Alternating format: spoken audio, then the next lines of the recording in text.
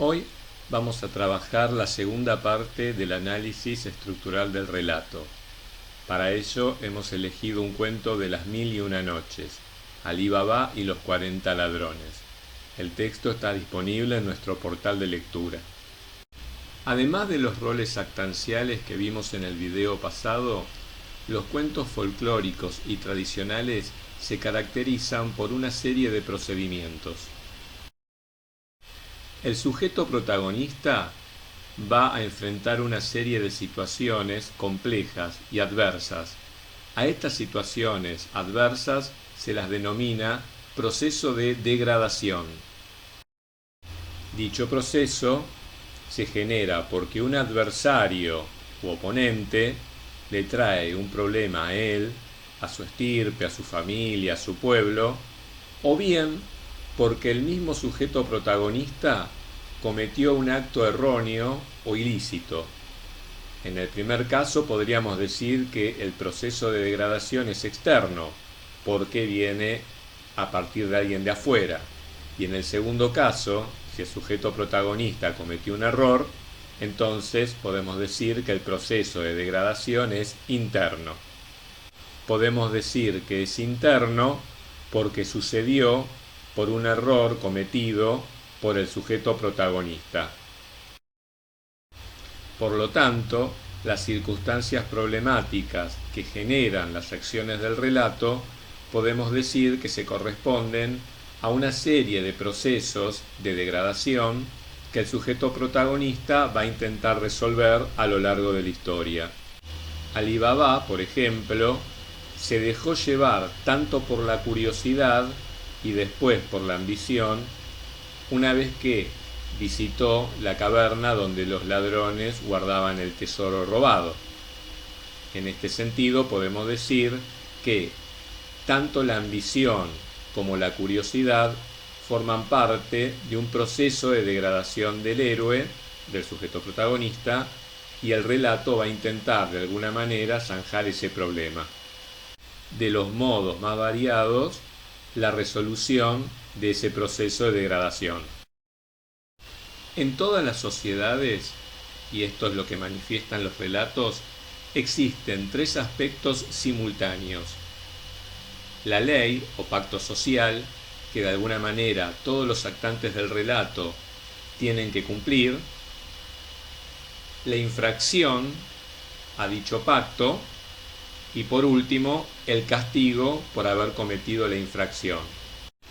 Alí Baba tiene otros oponentes. Uno de ellos es su hermano Qasim y la esposa, pero a la vez tiene un aliado o ayudante fundamental, que es su esposa Luz de Luna.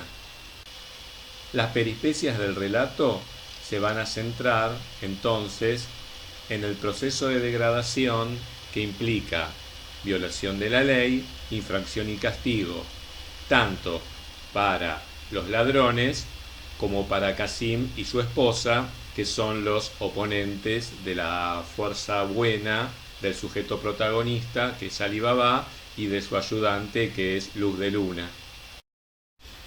Tanto la mala memoria de Qasim como la avaricia de su esposa y la perfidia absoluta de los ladrones van a recibir el castigo.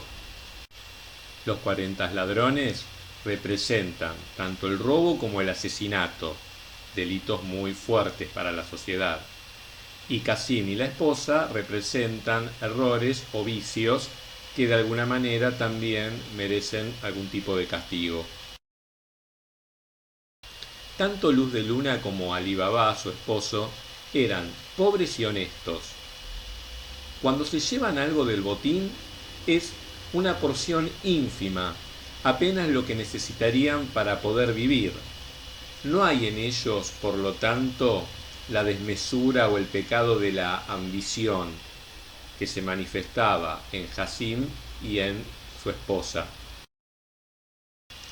La figura del zapatero es muy interesante porque se convierte en ayudante de los oponentes, pero él no recibe castigo dado que no tenía ningún pecado, como por ejemplo la ambición desmedida. Todos los intentos de Luz de Luna para salvar su vida y la de su esposo constituyen el proceso de mejoría. Podríamos definir al proceso de mejoría como aquel que es emprendido tanto por el sujeto como el ayudante para salvar la situación y la serie de inconvenientes generados por el proceso de degradación. El relato plantea la propia ley moral.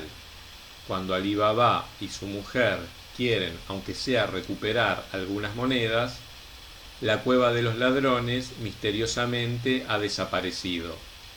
Esto significa que ese dinero mal habido no puede ser convalidado por las leyes morales de la sociedad.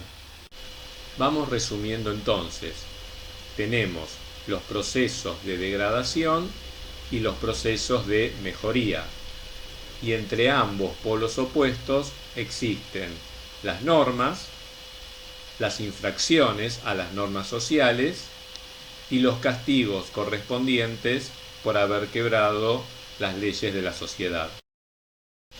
Esto que hemos visto se denomina lógica de los mundos narrativos y corresponde al análisis estructural del relato elaborado por el semiólogo Charles Bremond.